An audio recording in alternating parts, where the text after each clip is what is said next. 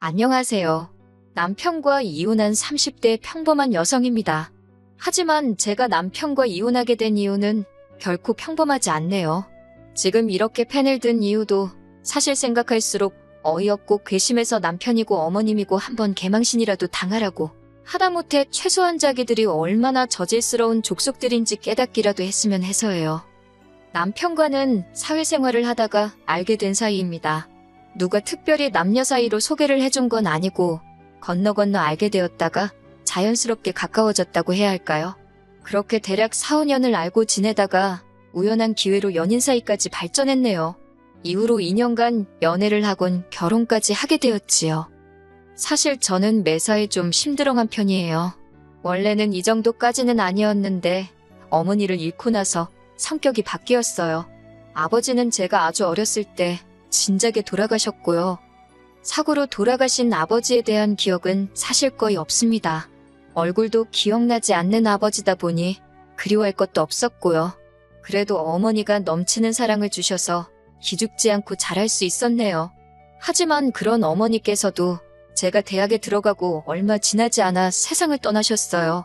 아마 아버지의 빈자리까지 채워주시려고 남들 하는 고생을 2배, 3배로 하셨던 탓이었겠지요. 그리고 그날은 유난히 화창한 날이었는데 어머니 얼굴색은 그렇지 못했습니다. 저는 어머니의 평소보다 훨씬 피곤해 보이는 모습에 걱정이 되어 병원에 가보시라 했지요. 사실 저희 어머니가 당신 건강에 있어서는 자부심도 엄청나셨고 고집도 한 고집 하셨거든요. 그런데 그때는 당신도 뭔가 이상하다 느끼셨는지 제 이야기를 듣곤 바로 병원에 가시대요. 그리고 며칠 뒤 어머님께선 유방암 말기 진단을 받으셨습니다. 손쓰기도 힘들 만큼 이미 여기저기 전이까지 되었다고요. 그리고 이후로 한 달도 못 버티고 세상을 떠나셨어요. 갑자기 생각지도 못한 상황이 눈앞에 닥치니까 하늘이 무너진 것처럼 슬프고 괴롭고 그런 어머니의 상태를 진작에 알아채지 못한 제 자신이 너무 원망스럽대요. 게다가 이제 어디서 뭐부터 시작해야 할지도 모르겠더군요. 저희 어머니는 3남 2녀 중 맞으셨는데 맞이이자 딸이라는 이유로 큰 희생을 강요당하셨습니다. 고등학교도 마치지 못하고 혼자 서울로 올라와 온갖 고생을 하며 돈을 버셔야 했는데 그 돈은 고스란히 삼촌들의 학비로 들어갔지요. 그러다 저희 아버지를 만나 간신히 가정을 이루셨던 건데 아버지는 하루아침에 세상을 떠나셨으니 저희 어머니 팔자도 참으로 박복하네요. 그렇게 고생만 하다 가신 어머니의 장례를 어떻게 치러드려야 할지 솔직히 이제 막 20살이 된 제가 알면 뭘 얼마나 알았겠어요. 그런데 정말 야속하게도 삼촌들은 누구 하나 먼저 나서주질 않대요.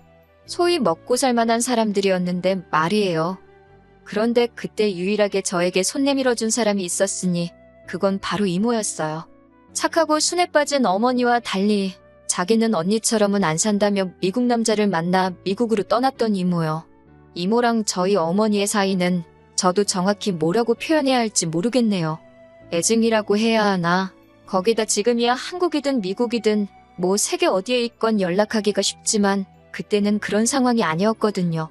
그렇다고 돈이 많아서 뭐 내킬 때마다 오갈 수 있는 것도 아니었고 그런데 이모에게 어렵게 어머니의 사망 소식을 알리니 한달음에 한국으로 와주었습니다. 그리고는 이모도 한국을 떠나 있은 지 오래라 많은 것이 낯설었을 텐데도 선뜻 저를 대신해 많은 것들을 처리해 주었어요. 그렇게 이모 덕분에 어머니를 잘 보내드릴 수 있었네요. 이모는 장례가 끝나고 얼마 안 있다가 다시 미국으로 돌아갔습니다. 그리고 이후로는 자주는 아니더라도 이따금씩 서로 소식을 묻고 지냈어요. 이모가 자세히 말한 적은 없지만 느낌상 이모도 사는 게 편치 않다는 것 정도는 알 수 있었지요. 한편 저는 대학을 중퇴하고 곧바로 취업 전선에 뛰어들었습니다. 그리고 다행히 운 좋게 꽤 괜찮은 중소기업에 들어갔어요. 거기서 남편도 만난 거고요. 남편에게는 연애를 시작하고 얼마 지나지 않아 진작에 제 가족관계라던가 소위 약점이 될 만한 건 다 까놓고 말했습니다. 앞서 언급했다시피 매사에 심드렁해지다 보니 싫다는 사람 나도 싫고 간다는 사람 나도 안 잡는다는 식으로 성격도 변해 있었거든요. 그런데 다행이라고 해야 할지 제 이야기를 들은 남편이 저더러 힘들었겠다며 이제 자기가 저에게 힘이 되어주고 싶답니다. 상투적인 표현이긴 했지만 그때만큼은 진심처럼 들렸고 믿고 싶었던 게 사실이에요. 처음 시댁에 인사를 드리러 갔을 때 남편이 어머님께 어느 정도 제 사정을 미리 설명해 놓은 덕분에 크게 난처한 일은 없었어요. 어머님께서 특별히 인자하거나 따뜻하게 맞아주신 건 아니지만 사람마다 표현하는 게 다르잖아요. 성격 자체가 무뚝뚝하신 분이구나, 그렇게 생각했지요. 그리고 이것도 다행이라고 해야 할지 재산이라고 하기도 뭐하지만 제 경제적 사정이나 남편 사정이나 별반 차이가 없었어요. 어머님 아버님은 집 한 채 갖고 계신 거랑 최소한의 노후 준비만 되어 있는 상황이라 달리 저희에게 도움을 주실 여유가 없으셨고요. 그래서 자의반타의반으로 반반 결혼을 하게 되었는데 솔직히 이 정도면 제가 많이 처지는 결혼이란 생각이 들진 않았지요. 그런데 이것도 지금에서야 돌이켜 생각해보니 제 착각이었던 모양입니다. 그 일이 있기 전까지 짧다면 짧고 길다면 길었던 제 결혼 생활을 돌이켜보자면 솔직히 녹록지만은 않았어요. 나중에 애라도 태어나면 어머님이 봐주신다 하시니 그렇다고 제가 달리 맡길 친정이 있는 것도 아니고 시댁 근처에 집을 얻으라는데 싫다 할 만한 명분이 없었습니다. 어차피 신혼은 1년만 즐기고 아이를 가질 계획이기도 했으니 좋은 게 좋은 거다 생각하고 시댁 근처에 신혼집을 구했지요. 그런데 이후로 어머님께선 걸핏하면 아버님과 다투셨다던가 당신 집은 물건이 많아서 답답하다는 핑계를 대시며 저희 집을 찾아오셨어요. 뿐만 아니라 걸핏하면 이거 필요하다 저기 가고 싶다 하시며 돈을 말 그대로 뜯어가시기 일쑤였습니다. 여러 가지로 스트레스를 받다 보니 임신은 당연히 되지 않았고요. 결국 견디다 못한 제가 남편에게 도움을 요청해보기도 했지만 별 소용은 없었지요. 한편 결혼식을 마지막으로 이모와는 한동안 만나지 못한 채 계속해서 연락만 주고받고 있었어요. 다만 이모가 신경 쓸까 걱정되기도 하고 잘 지내는 모습만 보여주고 싶어서 시댁 근처에 살면서 받는 스트레스라던가 남편의 무신경함 같은 이야기는 꺼내지 않았네요. 그러다 지난해 봄 이모의 건강이 매우 나빠졌다는 사실을 알게 되었습니다. 처음으로 이모 입에서 한국에서 좀 쉬고 싶다는 이야기가 나왔거든요. 돌아가신 친정어머니처럼 이모도 당신 건강에 관해서는 당당하시고 고집센 분이셨기에 이모의 쉬고 싶다는 말이 예사롭게 들리지 않대요. 그리고 불길한 예감은 빗나가지 않았습니다. 한국으로 들어온 이모의 건강 상태는 말도 못하게 악화되어 있었어요. 의사 말이 먹는 것도 꽤나 부실했던 것 같다며 간신히 영양실조만 면한 상태라나요. 저는 그런 이모를 저희 집으로 모셨습니다. 저를 좋게 봐준 상사 덕분에 대부분의 업무도 집에서 처리할 수 있게 되었고요. 그리고 어떻게 들릴지 모르겠지만 이 모든 결정을 내리는 데 있어서 남편과는 상의하지 않았습니다. 어차피 남편에게 이야기하면 어머님 귀에 들어갈 게 뻔했고 그렇다면 보나마나 좋은 소리는 못 들을 테니 일단 저질러 보자는 생각이었지요. 그리고 아니나 다를까 이모가 저희 집에 오기가 무섭게 어머님으로부터 불호령이 떨어졌어요. 어머님께선 저더러 이게 네 집이냐고 왜 네 마음대로 하느냐고 당신 아들이 허수아비로 보이냐면서 당장 이모를 내보내라대요. 그 말을 듣는데 순간 울분이 치솟아서 그럼 뭐 저는 어머님 눈에 허수아비라서 그렇게 시도 때도 없이 드나드신 건가요? 열받은 저도 지지 않고 반반 결혼했으니 저한테도 절반의 권한이 있다. 어머님은 언제 저한테 물어보시고 저희 집 드나드셨냐고 따졌습니다. 그때 처음으로 어머님께 할 말은 했던 것 같아요. 아픈 이모긴 했어도 내 가족이 와 있다 생각하니 솔직히 기가 좀 사른 것도 있었지요. 어머님도 처음 보는 제 모습에 당황하셨는지 화가 한풀 꺾인 눈치였네요. 그렇다고 뭐 구박을 그만두신 건 아닙니다. 이후로도 피동피동 살이 오른 제 남편을 앞에 보면서 제가 이모한테 신경 쓰느라 남편한테 소홀해서 얼굴이 반쪽이 됐다는 소리를 아무렇지 않게 하시는 분이셨거든요. 한편 그렇게 이모와 함께 산 지 석 달이 좀 지났을 때였어요. 이모가 저한테 할 말이 있다는데 정말 얼굴이 하얗게 질려서는 말도 못하게 상태가 안 좋더라고요. 119에 연락을 하고 5분인지 10분인지 짧았지만 저에겐 연것 같던 시간을 기다리는데 이모가 저더러 혹시 당신이 잘못되면 당신 여행 가방에 노란 주머니가 있다고 꼭 저더러 그걸 챙기랍니다. 저는 그런 이모가 너무 야속해서 왜 그런 소리를 하느냐고 성질을 냈지요. 이모는 바로 중환자실로 옮겨졌고 의사 말로는 전반적으로 다 안 좋아서 어디부터 손을 써야 할지도 모르겠답니다. 마음의 준비를 하라는 의사의 말에 심장이 터질 것 같더라고요. 그래도 이제는 더 이상 20살에 아무것도 모르던 울보가 아니었으니 굳게 마음을 먹고 어떻게 이모를 잘 보내드릴 수 있을지 하나씩 준비를 시작했습니다. 그렇게 이모가 중환자실에 들어가 있은 지 일주일쯤 되던 날이었어요. 이때 저는 거의 집에는 들리지 않고 병원에서 숙식을 해결하는 정도였는데 이게 당연히 저희 어머님 눈에는 곱게 보일 리가 없었겠지요. 하지만 저도 할 말은 있습니다. 이모는 저에게 유일한 친정 식구였고 그 사실을 남편은 물론이고 어머님 아버님도 잘 알고 계셨어요.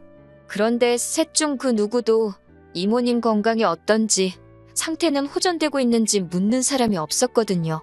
그러니 저라고 그 와중에 집안일이며 살림이 뭐 신경 쓰이기나 했겠어요?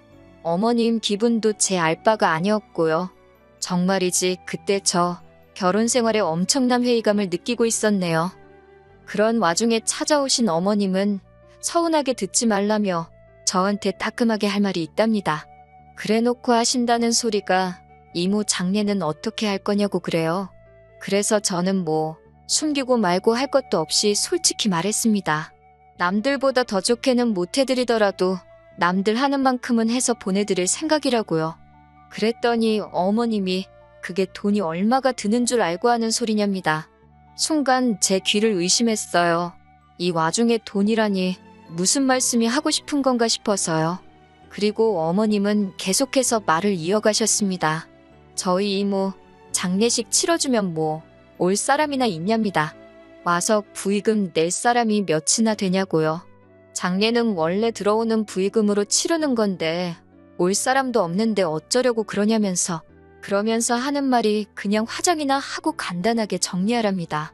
사람이라면 저런 소리를 저렇게 거리낌 없이 할 수가 있나? 그 생각에 소름이 끼치더군요. 결국 제가 어머님더러 그딴 소리나 하실 거면 기분 나쁘니까 병원에 오지 마시라 했습니다. 부의금이고 나발이고 전 신경 안 쓴다고 제 돈으로 하면 된다고요. 그랬더니 어머님께서 부부 사이에 네 돈 내 돈이 어딨냐며 저더러 웃긴답니다. 제가 벌었어도 공동재산이니까 그렇게 마음대로 쓰면 안 된다나요. 참다 못한 제가 그럼 어머님이 그간 뜯어가신 돈이나 돌려달라고 그리고 어머님은 엄밀히 제3자시지 않냐고 그러니 그 공동재산을 이렇게 쓰던 저렇게 쓰던 신경 끄시라 했습니다. 그리고 결국 며칠 뒤 이모는 세상을 떠났어요. 어머님 아버님은 제 행동과 언행이 괘씸했다는 이유로 장례식에 오지 않으셨지요. 남편 또한 자기가 저희 이모 장례식에 참석하면 어머님과 제 사이가 더 나빠질 거라는 말도 안 되는 핑계를 대며 얼굴만 비추고 갔고요. 이모가 이 꼴을 보면 무슨 생각을 할까? 착잡하기도 하고 분하기도 하고 여러 가지로 복잡한 심정이었네요. 그렇게 이모를 보내주고 저는 남편과 정말 크게 다퉜습니다. 남편이 먼저 저더러 장례식 비용으로 얼마나 썼냐길래 네 돈 달라고 안 하니까 묻지 말라 했거든요. 그런데 남편은 저더러 말을 그따위로 하냐며 시비를 걸었고 저는 저대로 어머님이 돈 가지고 한 소리가 있었으니 남편 질문 자체가 잘못된 거라고 응수했어요. 그러다 제가 1,000만 원 넘게 들었다 하니 남편이 저더러 미쳤답니다. 절 낳아주고 키워준 사람도 아닌데 돈이 썩어나냐고요. 그래서 내가 제일 힘든 순간에 옆에 있어준 사람이라고 그러니 난 하나도 아깝지 않다 했지요. 하지만 남편은 계속해서 그놈의 머리통만 이리저리 저어대며 한다는 소리가 그러면 자기도 자기 어머님 1,000만 원 드리겠답니다. 그래야 공평한 것 같다고요. 그때 그나마 정말 실오라기처럼 남아있던 정내미가 뚝 끊어지는 게 느껴졌어요. 경제학과 나왔다더니 뭘 처배운 건가? 별 생각이 다 들었지요. 그리고 순간 제 입에서 이혼하잔 소리가 튀어나갔습니다. 그런데 막상 뵙고 나니 아차 싶기보단 그래 진짜 이혼해야겠다. 오히려 확신이 들대요. 남편도 저더러 진심이냐 한번 묻더니 그러잡니다. 그래놓고 한다는 소리가 이모한테 이러면 다음에는 또 누가 어디서 튀어나올지 아냐면서 자기도 이번 일로 저한테 실망을 많이 했대요. 결혼을 했으면 이제 저는 이 집 사람인데 고작 이모 때문에 어떻게 시어머니인 자기 어머니한테 막말을 할 수가 있냐면서. 결론부터 이야기하자면 결국 그 일을 계기로 이혼하게 됐습니다. 막상 두 사람 다 이혼을 원하니까 나라에서 기다리라는 그 시간이 안 가서 죽을 맛이었지. 달리 해야 할 일도 어려운 일도 없더라고요. 장례를 치르고 얼마 되지 않아 이혼까지 하고 나니 솔직히 제정신으로 버티기가 힘들었어요. 그래도 주변 친구들과 지인들의 도움으로 조금씩 극복해내고 있었지요. 그러다 지난달에 미루고 미루던 이모의 유품 정리를 했어요. 그리고 거기서 이모가 말했던 노란색 주머니를 발견하곤 저는 정말 기절하는 줄 알았습니다. 그 안에는 샛노란 금덩어리가 여러 개 들어있었거든요. 어떤 건 열쇠 모양을 하고 있고 아주 작지만 두꺼비 모양도 있었고 게다가 제법 알이 큰 다이아가 박힌 보석들도 여러 개 있더군요. 하지만 그것들 사이로 더 눈에 띄는 것이 있었으니 그건 바로 이모의 글씨체가 적힌 메모 한 장이었습니다. 이모는 진작부터 가까이서 저를 보살펴주지 못해서 미안하다며 그런데도 이렇게 제가 당신을 챙겨줘서 고마울 뿐이라 했습니다. 그리고 덧붙이기를 얼마 되지 않겠지만 이모가 알뜰살뜰 모은 재산이라고 언젠가 저에게 도움이 되면 좋겠다는 사실 더 구구절절한데 그러면 제 사연을 못 끝낼 것 같네요. 에휴. 아무튼 금은방에 가서 물어보니 금은방 주인분도 꽤나 놀란 표정으로 금만 내도 몇 천만 원치는 될 거랍니다. 이모가 남긴 것들은 팔지 않을 거예요. 사실 친정어머니는 그 흔한 귀걸이 한쪽도 남기고 가신 게 없어서 그게 저에겐 늘 한이었거든요. 그래서 이모가 남겨준 선물은 저에겐 무엇과도 바꿀 수 없는 의미가 있지요. 살다가 힘든 순간순간 이렇게 나를 생각해주는 사람이 있었다는 그 사실이 그리워질 때 한 번씩 들여다볼까 해요. 그리고 사람이 마음을 곱게 써야 한다는 말이 참으로 맞는 말입니다. 아버님이 얼마 전 중풍으로 쓰러지셨다대요. 중풍 때문에 돌아가시고 그러진 않겠지만 전 왠지 어머님의 업보로 아버님이 벌을 받는 것 같단 생각이 들어서 하긴 부의금 들어올 곳이 많으실 테니 걱정은 없으시겠네요.